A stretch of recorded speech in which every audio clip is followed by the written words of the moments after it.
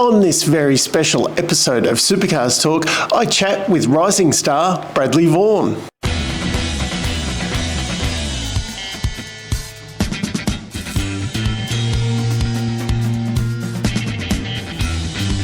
We've got a very special guest today, Super 3 standout this year, actually, young Bradley Vaughan. Welcome to the show. Thank you. That's good to hear. Yeah. So this year you're racing with Anderson Motorsport in Super 3. Basically, you and Kai Allen are battling it out for the championship. I think he's a little bit ahead of you in the championship, but you guys have been the absolute standouts, really, taking it up to a lot of the back end of the Super 2 field. Yeah, it's just less than 50 points between Kai and I after 4 rounds, which is pretty close with only 2 rounds to go. But usually, if you look at the past years, the Super 3 cars have been, after a couple of laps, there's a gap between them and the Super 2s. This year, completely different. We've been up inside the top 10 at some points, and yeah, it's pretty cool. Yeah, it's very exciting to watch. And as I've said to you offline, I think it's very exciting having the Super 2-3 field, watching, especially you two taking it up to those Super 2 guys. Like if you guys were half a lap ahead of the Super 3 field all by yourself, you wouldn't get noticed as much. No, you wouldn't get noticed as much, and I think the TV time helps as well. Super 3 being on the grid with Super 2, we're right before the main game race all the time, and we're in a good TV spot. We get plenty of coverage, and if you're out qualifying, like I have out qualified a 888 Super 2 car this year, that's not only confidence boosting, but it gets your name out there. Definitely, and to be honest, I've been paying a lot more attention to it the last couple of years than what I had even prior to when it was merged. There's a few of the guys, like even Feeney and that, you didn't really know. You heard about how good they were, but you weren't watching it. So I think that's good for the category. Yeah, it's definitely good for the category. I think the first year that Super 3 really got on the map was 2019, when you had Zach Bess, Feeney, Ojeda, all in there for the championship, and I was only racing go-karts then. I didn't really follow it too closely, but that puts Super 3 out there, and there's been some pretty good drivers come through it.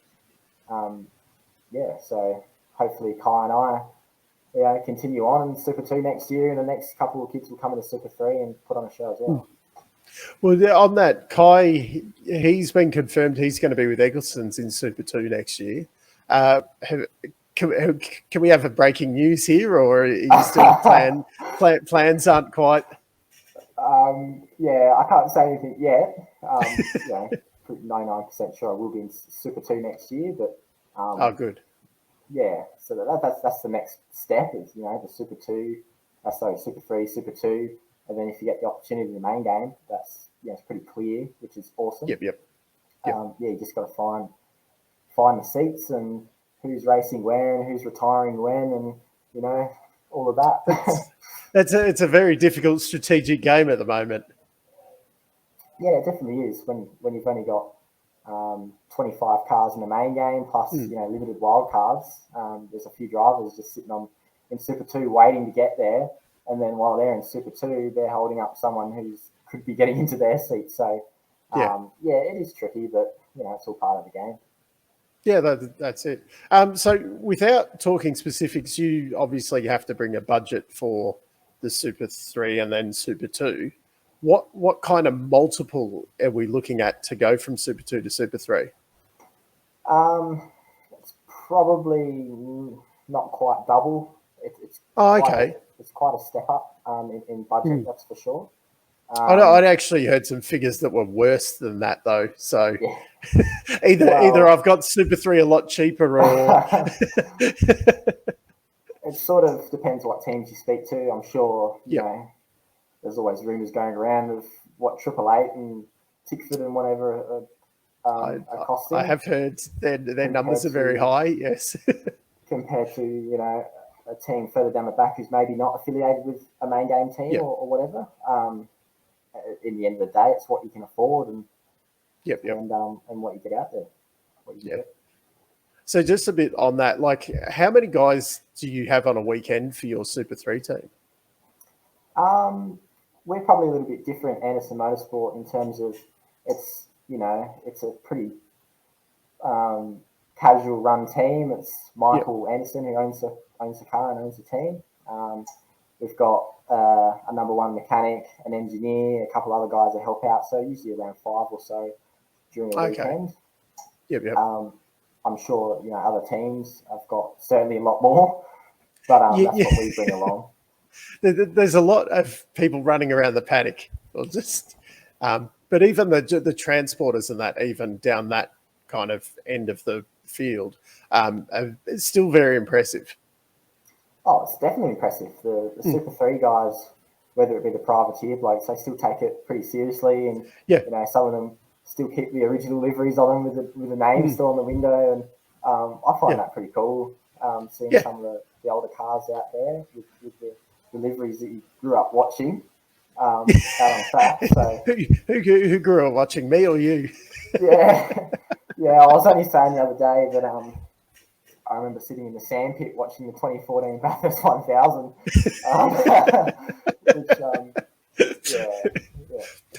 It really starts to make me feel old.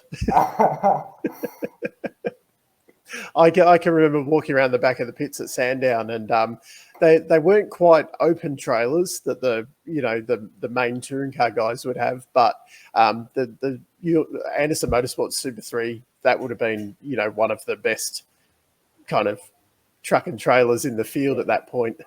Yeah, Michael's been doing it for a little bit. I think they started with one of the Falcons they had before the car they got at the moment, and then obviously Michael gave Jaden Ojeda a seat in 2019, and then Declan Fraser the year after, and both of those guys have gone on to pretty good things.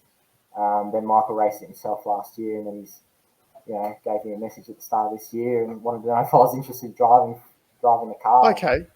A clear, obvious yes. So you got to have people like Michael who are looking for that next person, because if he wasn't there, then I probably wouldn't be doing this. No, it's really exciting having someone like that approach you, actually, rather than. Were you looking for a Super 3 seat, or?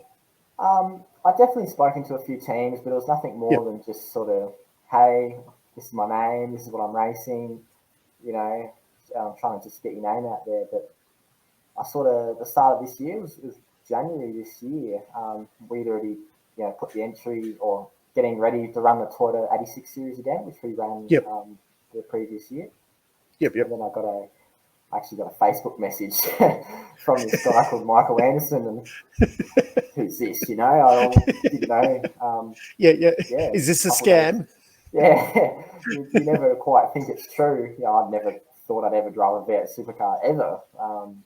Let alone, next round I'm going to be driving a V8 supercar around Bathurst. That's a pinch yourself moment. Definitely. I just never thought I'd be doing it. I sort of expected that I'd still be in the Toyota series. So with you starting off, because you've done karting and then the 86s and that, and now Super 3, was the kind of plan to get to supercars, or you just enjoyed the racing and it's gone on from there? It's something, you always want to aspire to get there. But I think I've always just been a fan of supercars. I still remember the first time in 2020 we looked into getting into car racing, and we looked into Formula Vs, and I did some research, and I found out they raced at Tailem Bend and Winton and even Bathurst, and I was like, wow, I could be on the track at the same time that V8 supercar drivers have been on. That's how crazy it was, let alone 2 years later to be actually driving a V8 supercar. You always got that goal, but it's something, until it happens, you sort of just a bit of a dream. It's good though. I think because a lot of young guys kind of aim for that Formula One thing, and then the supercars is a bit of a fallback if they fail to get overseas. And that it's good to see someone who's, that's, I suppose, been the focus. Yeah, there's a lot of kids, and particularly coming out of go-karts, that go over to Europe and pursue the Formula One dream. But realistically, you've got to be over there before you can drive a car over here, realistically. Yeah. And I never had that traditional go-karting background. I started on dirt go-karting, actually. Oh, okay. My dad raced speedway for 30 odd years. Yep. So yeah, grew up on the dirt. We got into dirt go-karting, which is hugely popular in South Australia, where we're from. Oh, okay. Yep. So yeah, you do a lot of sliding around. It's a little bit more casual, and it wasn't until late, about mid 2019 that I had a crack on a bitumen go-kart. Okay. Midway through the year, and I loved it. From that point on, I was like, wow, we want to do more of this. And it just happened so quickly. Then I think if you want that Formula One dream, you've got to be starting go-karts, bitumen go-karts at the age of 6 or 7. Yeah. And, which is pretty crazy. Really. Go over to Europe when you're 12, 13 kind of thing. And yeah. And that requires a big budget. We all know that, which, we just, keep what we're doing now. And, take, very lucky that I get the opportunity, because a lot of people don't. Yeah, yes.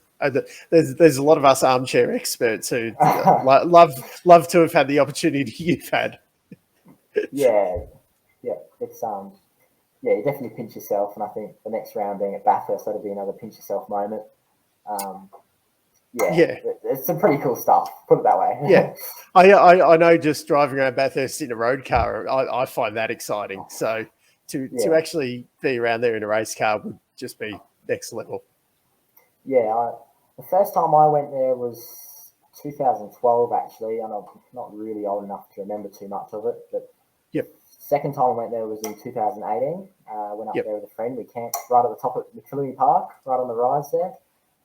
Walk the track. You do not get you don't get the appreciation watching on TV. Once you walk it or drive it, you go, wow, like it's a hike to get to the top of the mountain.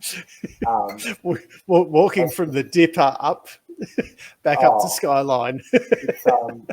It's crazy. It's when you walk the track, by the time you get to the top of the track, you almost need to lie down. So some of us did. Yeah. We usually walk the track as a team when we did the 86, and Dad and I, we walked around it no problems, but some of the other people had to rest. I can imagine. So on to the where you're sitting at the moment in the sim. You've been competing in the Supercars E Series this year, and I'll be honest, I haven't been watching it. But I have heard you've done pretty well in it because you're competing against the main guys as well, aren't you? You're not with the gamer people. Yeah, so I've been competing in the Supercars All-Star E-Series. Pretty much got a message from Brendan Hogan, who's the manager at Cool Drive Racing, asking if I could do it. Slady, it's not sort of his generation of things. So, I thought I'd love to do it. I've always been into sim racing. We've done pretty good. They said on stream that I've led the most laps outside of Brody Kostecki, who won the series. Okay, that's pretty good then. We've been doing all right. We've had a bit of bad luck, a few of the main game drivers take it as a bit of a bust up, just a bit of fun for them, and a bit like the Super 2 guys against the Super 3 guys. Yeah. It's, there's not a whole lot of main game drivers that were doing it this year, probably because some of the rounds were, the week of Sandown or whatever. Yep. So, it's good fun, but the pros definitely take it a lot more seriously than we do. Yeah. So do you use it as an actual tool, like for learning to drive the car, or is it more just learning the tracks and that? Absolutely, it's a tool. Okay. I'm on the sim probably nearly every night in the week. Yep. yeah, just doing laps. I race Yep. pretty competitively in the supercar land of things outside of supercars actual run events. Yep. And I think even if a few of the things aren't quite 100% accurate, you can still, I get the setup and we go through the data on low tech and, Okay. Yep. looking at shop histograms and corner Yep. speeds and what. And it gets pretty technical if you really get into it. So I think a lot of people do overlook it. It's definitely an advantage. Yep. When you've got tracks like Sandown is on iRacing now. I did Yeah. a few laps before I went there, and yeah, it definitely Yep. helped. Okay. Yep. So do you use the older cars on the game, or do you? I shouldn't call it a game. I should call it a simulation. Yeah. Or do you drive around like in the I assume the Mustang? Yeah, Because they do still have the older cars on there, don't they? They do. They do have exactly my car. My car is actually the exact one they scanned on iRacing. So Yeah. I do drive around in that. I probably more drive around in the Mustang, probably because that's what people race. It's the current thing. Everyone's in there. Yep. You won't find a race for the old cars. This is sort of the way it is. But, Okay. Yeah, I was just thinking more to get used to driving the Falcon as opposed to the GT3 cars. The old Falcon is a little bit outdated. There's probably a 10-year-old car on iRacing now, so probably a few things that aren't quite up to date like the Mustang is. So yeah, probably a cool Mustang. Just on all that as well, because you're obviously driving a Falcon, you're racing a Mustang on the simulator and that. Are you a Ford family or? No, no, we're not. We're actually a Holden family. Just around the corner there, we've got lots of collectible cars of Brocky's cars. Oh, okay. And there's heaps of Brocky stuff along the wall and Lounsey stuff and Wing Cup. Yep. The Holden racing team. I've got Reynolds back here. So it's funny. So what you said, you're racing for the wrong side then, I suppose. Yeah, but you take what opportunities you get. Yeah. Obviously, I'm not going to hold it against you. Yeah. Obviously, it would be awesome to drive a Holden, but I don't really care. It's a Vet supercar. I'll drive it no matter what it is. Well, if you want to drive a Holden, you better get in the next couple of years because obviously the main game's going to be Chevs from next year. So yeah, I think it's still pretty cool. Obviously, they needed to do something with Holden no longer around, and we had a 4-door Commodore with a 2-door Mustang, and something had to be done. And I think they look pretty cool, these Gen 3 cars. Extremely cool compared to the Mustang's the one that really, when you put the current Mustang against the new one, the current one looks a bit embarrassing. Yeah, they definitely. The Gen 3 looks cool. Really, in the end of the day, there's 3 things that the Gen 3 had to do, and that was to look better, to race better, and to be cheaper. They definitely look better.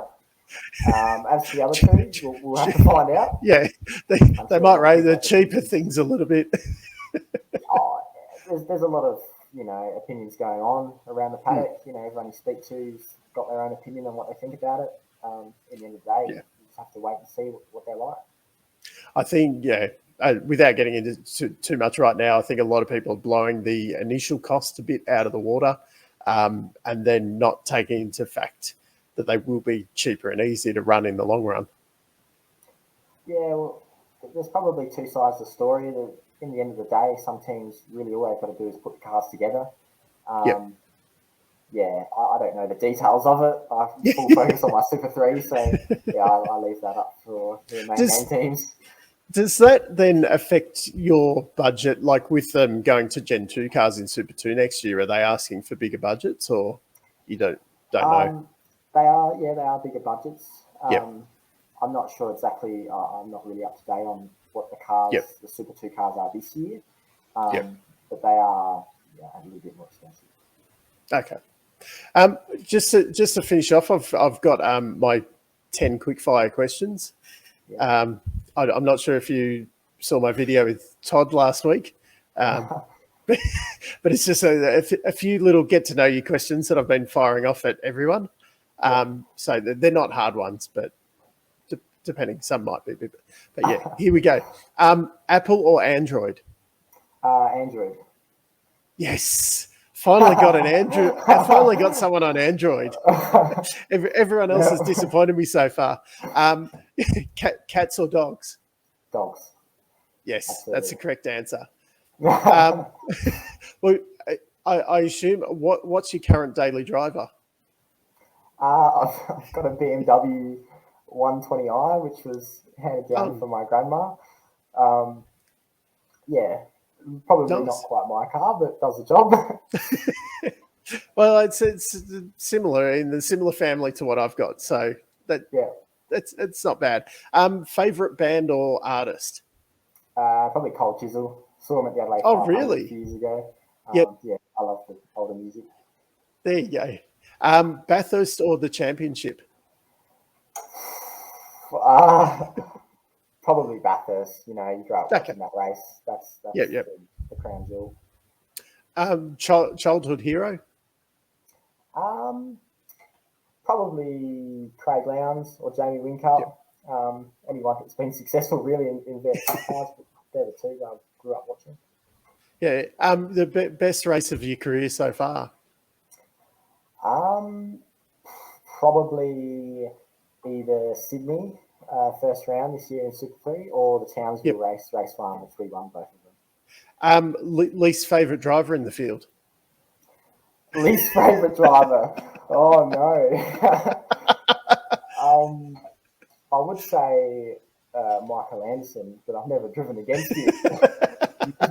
You're a brave man throwing the boss under the bus. No, I'm not too sure. Do you Google yourself? Yeah, I think anyone that says they don't are lying. Did you find anything interesting? You're not famous enough to have all the rumours about you. Too famous enough. 1 year in Super 3s. I'll check again in a couple of years. Yeah, it'll get better. And final one, pineapple on pizza? No, definitely not. Ah, come on. Well, it's been great chatting with you. Thank you very much for coming on, and definitely all the best for the future. Good luck for the final 2 rounds this year, and hopefully we'll see you in Super 2 next year. No worries. Thank you very much. Once again, massive thanks to Bradley Vaughan for his time. It's a bit weird chatting to an 18-year-old kid and kind of getting excited about it, but Brad is definitely one to watch. He will be a star of the future if his Super 3 exploits from this year are anything to go by. So keep an eye out for him. It should be in Super 2 next year by the sounds of things, so that is very exciting. But once again, thanks, Brad. It was great chatting with you, and until next time, I'm still Dave, and I'll catch you later.